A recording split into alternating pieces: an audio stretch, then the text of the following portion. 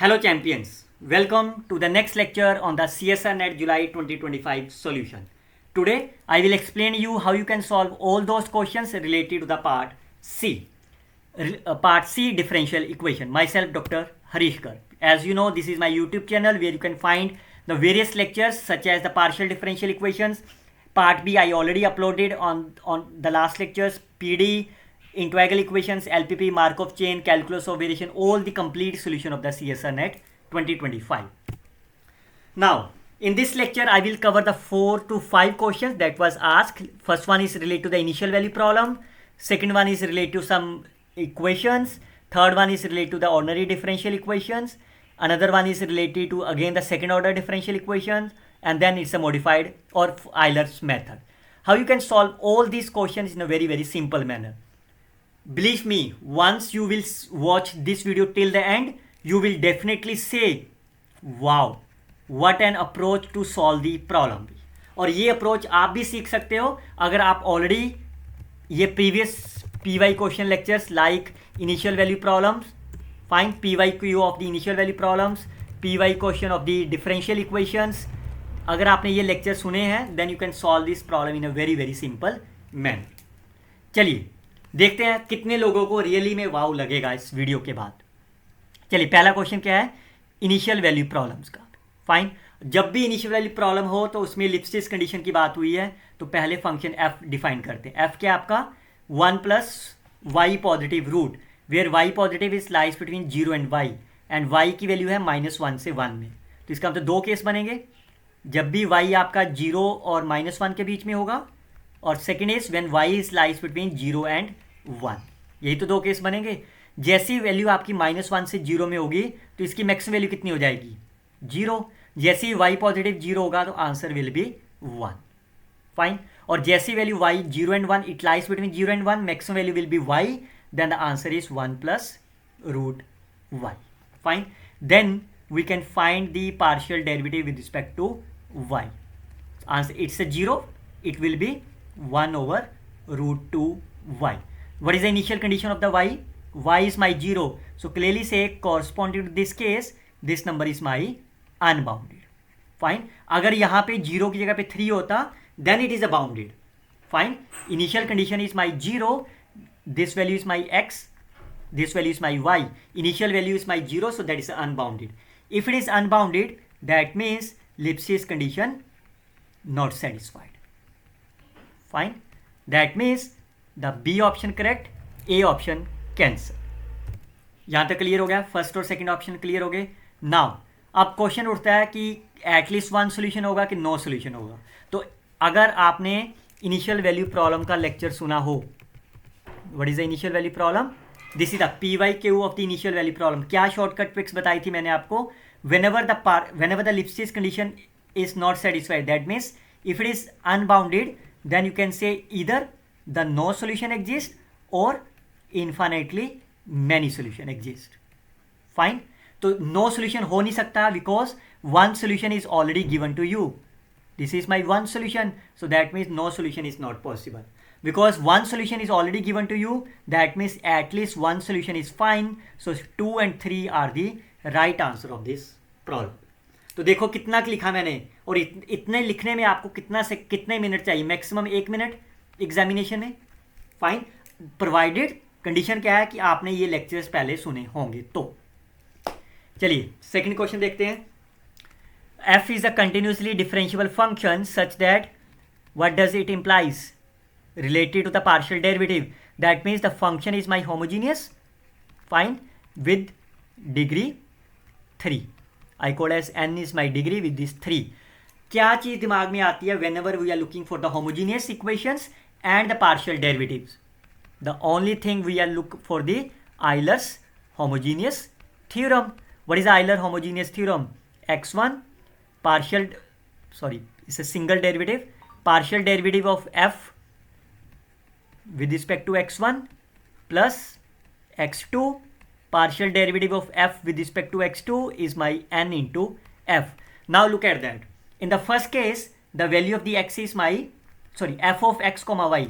The value of the x is my 1, value of the y is my 1. If you substitute, the answer becomes fine, plus partial derivative which is equal to n is my 3 of f, but you can see 3 is written on the wrong side. That means the first option is cancel. Look at the second option. Second option में आपका x1 कितना है 1, और instead of the x and y is x2. x2 कितना आपका -1. This is 1, this is my -1 and it is 3f. Yes, it's satisfied. So B option is the correct option. Now अब second order derivative पे चलना है. तो second का condition क्या होती है आपकी, एक्स स्क्वायर पार्शियल डेरिवेटिव्स, अगर आप x1 के साथ लिख रहे हो x1 plus twice x1 x2 partial derivatives x1 x2 plus x2 square which is equal to n into n minus 1 of f. Now you can see n is my 3 into 2 is 6f. So D option cancel. So 2 and 3 are my right answer of this problem. हुआ ना मजेदार दोनों question. Fine, कुछ नहीं solve करना, ये तो आपको लिखना ही नहीं था एग्जाम में, ये तो आप अपने दिमाग में रख सकते हो because you are the master students भी. उम्मीद करता हूँ वीडियो को लाइक और कमेंट जरूर करेंगे. चलिए look at this another one which is the ordinary differential equations. psi1 and psi2 are the solution and so on. सबसे पहली चीज़ क्या दिमाग में आती है जब भी आप कभी भी ये चीज़ देखते हो, Wronskian आता ना दिमाग में. Fine, how you can find the Wronskian of the psi1 and psi2. That is psi1 eight the point 0, psi2 eight the point 0, psi1 dash at the point 0, psi2 eight the point 0. This number will be 1 0 0 and 1 which is 1 which is non-zero. What does it implies? That means psi1 psi2 are Li. Fine, अगर ये solution Li है तो I can write the general solution is C1 psi2 C1 psi1 C2 psi2 where C1 and C2 are my, जिसको हम बोलते हैं general solution. यही तो होता है ना general solution. Now look at the last option, there exist A and B so that this is my general solution. Fine, अब क्वेश्चन ये उठता है क्या phi1 x प्लस 2y का सोल्यूशन है कि नहीं है. फाइन, नाउ और क्या चीज़ दिमाग में आती है जब Wronskian हो और डिफरेंशियल इक्वेशन हो. एक ही चीज़ थी ना, मैंने बताई आपको, Abel's formula on the Wronskian. That means Wronskian at the point x which is equal to Wronskian at the point x naught. इसको थोड़ा नीचे लिख देता हूँ, देखो इंटीग्रेशन लिखनी होगी ना इसके ऊपर, into e raise to power minus x not to x p into d x. What is the p? P is my coefficient of dy by dx provided second order derivative coefficient 1. तो अब आप यहाँ पे fill करते हैं, x note की value क्या आपकी 0 ले लेते हैं, that is my 0 e raise to power minus integration of x to 0, this is my cos x. अब कहीं आप इसको सॉल्व करने मत बैठ जाना, आपसे सॉल्यूशन पूछा है, इसकी कैलकुलेशन नहीं पूछी. फाइन, अब आप ये देखिए, look at this case. This is always my non-zero because exponential part can never be 0. Wronskian at the 0 is also the non-zero. That means Wronskian at the point x is my non-zero for all those values of the x. So therefore इसका मतलब जो भी इसके corresponding solution होगा psi1 and psi2 at the point x for all x, they are my Li's. Fine, Li's solutions. Now look at that. This is a psi1 is the original solution. For all x, so I can take x plus 2y which is also the part of the R. Is the solution? Yes. X plus 4 pi is the solution? Yes. Once it is Li, so that means there exists A and B? Yes. There exists no A and B. That's wrong because psi1 and psi2 are my fundamental sets. That's Li. Once they are Li, I can write the general equation is C1 psi1 C2 psi2. So right answers are 1 2 and 4 are my correct answers. इसका एक और वे मेरे अभी दिमाग में आया, पढ़ाते पढ़ाते अभी दिमाग में आ गया. इसके कोफिशिएंट्स क्या हैं? 1 cos x sin x. Fine, ये क्यों दिमाग में आया मेरे? बिकॉज 2 पाई 4 पाई पीरियोडिक की तरह दिमाग में आएगा ना. तो cos x is my periodic function, sin x is my periodic function, 1 is also my periodic function. Fine, इसका मतलब जो डिफरेंशियल इक्वेशन है उसके सभी कोफिशिएंट्स क्या हैं? पीरियोडिक हैं. और इसका मतलब क्या होता है, जो भी इसका सोल्यूशन आएगा, whatever the solution of this y which is also my periodic. अगर ये पीरियोडिक है तो इसका पीरियड कितना होगा? साइन एक्स का पीरियड कितना है? 2 पाई, cos x पीरियड इज 2 पाई, 2 पाई 1 का पीरियड भी तो हो सकता है, fine, because 1 has a infinitely many periods, इसका मतलब y is a periodic functions of period 2 पाई। तो अगर साई 1 इसका सोल्यूशन है तो x plus 2 pi because of the periodic it is also the solution. So yes, the first option is the correct. अगर 2 पाई solution है तो x प्लस 4 पाई भी इसका सोल्यूशन होगा, yes it is also the solution. अगर ये दोनों सोल्यूशन है तो फंडामेंटल सोल्यूशन भी है, this is also the correct, and C option is the answer. So that's on your choice whether you want to use the Abel's formula or you can use the concept of the periodicity. चलिए अगला question देखते हैं। फिर से second order differential equation है, इसका order कितना है? Second order differential equation is my 2, which of the following statements are my false. फिर से बड़ा आसान है, क्या मतलब होता है किसी भी केस में सोल्यूशन होगा, इसका मतलब ये इसको सेटिस्फाइड होना चाहिए ना, fine.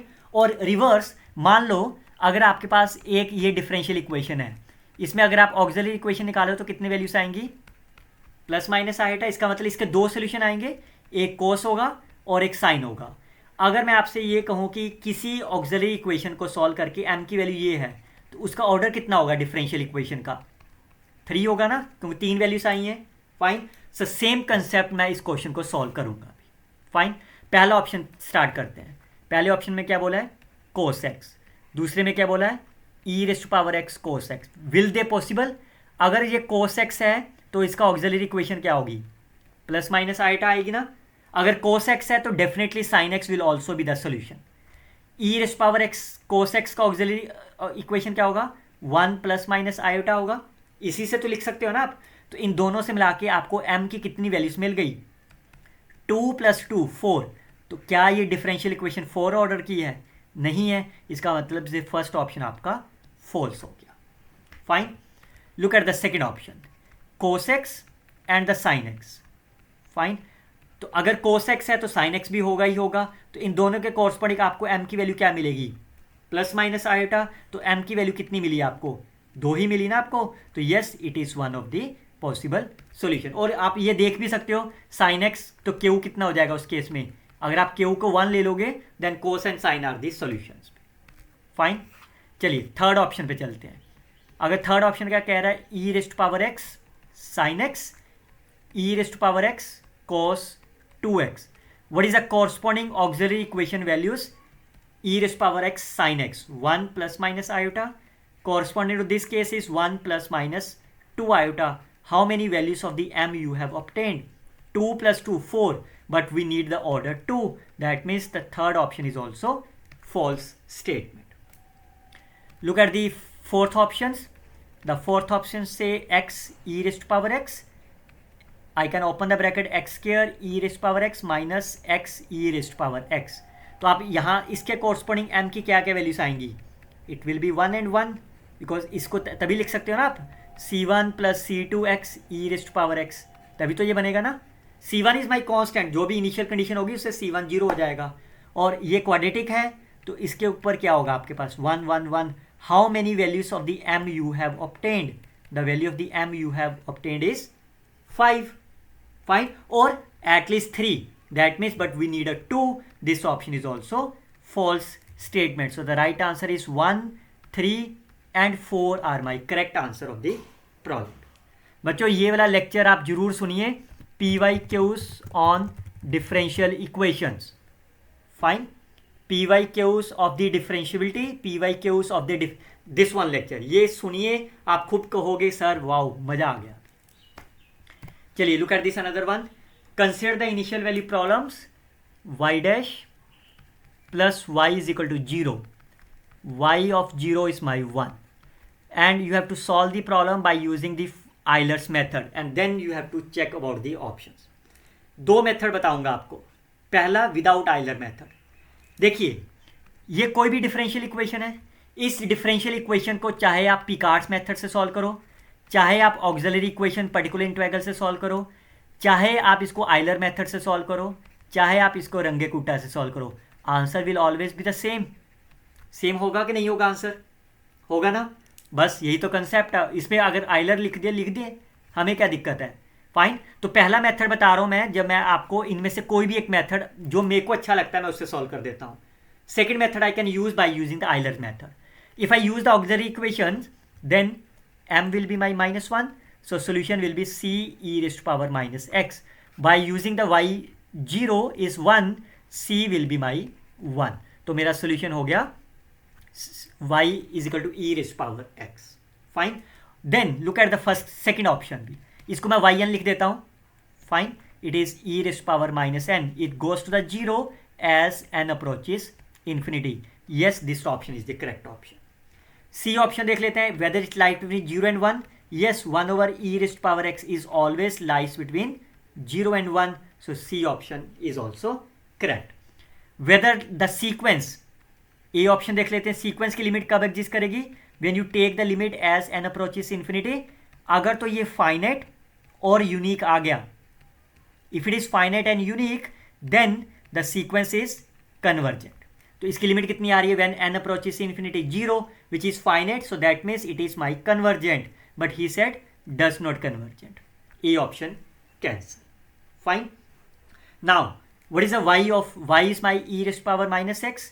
Now in this case you need the y of n. yn is my iterative scheme. Fine. चलिए अब इसको कैसे सॉल्व करते हैं? With the help of the Euler's method.